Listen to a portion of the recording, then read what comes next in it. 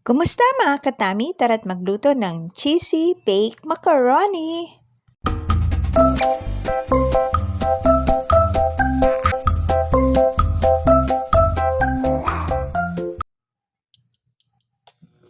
We'll start off by adding margarine. So here, I'm using around 1/4 only. So 1/4 lang. Lalagyan natin. Natin ng kaunting oil kasi para hindi masunog yung margarine.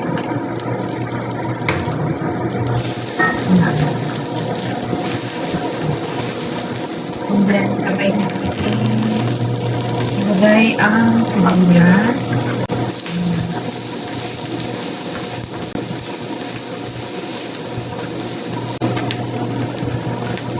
Tapos lagyan na natin ang bawang.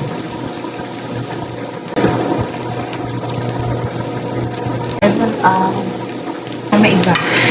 Liver spread. So, any brand will do. And then, meron ako dito timplados ng Magnolia. Ito yung gagamitin natin ground pork. You can also use ground beef. Timplados na to ay ready to cook na siya. Actually, this is chicken. So, yung templados ko ay chicken. But you can use beef. Yan ito kasi ang available sa kitchen namin. And pepper. Ang gagawin ko ngayon, isasabay ko na yung tomato, spaghetti sauce natin. Kasi, kaya ko sa isasabay, yung ilalagay kong noodles ay nakapag-on na. So, no need ng patagalin yung pagpakulo kasi kung noodles na ilalagay. Let this boil. Let's do the sauce. Add tayo na butter ulit. Konti lang. The creamer. Laan lang natin. Ayan. Tapos yung pasta natin ay 400 ml lang.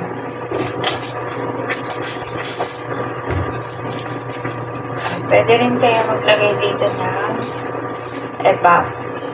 evaporated milk. Add the cheese. Quick melt cheese at saka cheddar cheese yung ginamit ko. And let's add flour. Tunawin lang natin yung cheese.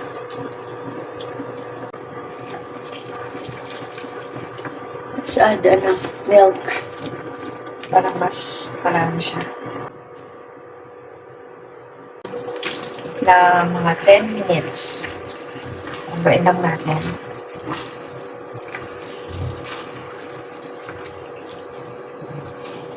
Tapos, ang ginamit ko kasi dito, kasi ito ay 400 grams ng macaroni. Ang ginamit kong sauce dito ay spaghetti sauce. 700 grams siya, pero hindi ko siya nilahat kasi sobrang madami. Hinati ko siya. Pero approximately, dadagan lang natin konti pa. Approximately 400 grams din ng spaghetti sauce. This is actually a no-bake macaroni, pero gusto ko siyang isalang sa oven. Wala lang. Gusto ko lang. Pero pwede na mga hindi. So, ayan, medyo malapot na siya. Kasi, ginamit natin dito.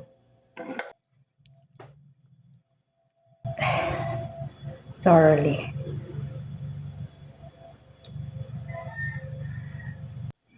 You can add a little, konti lang, ng rosemary.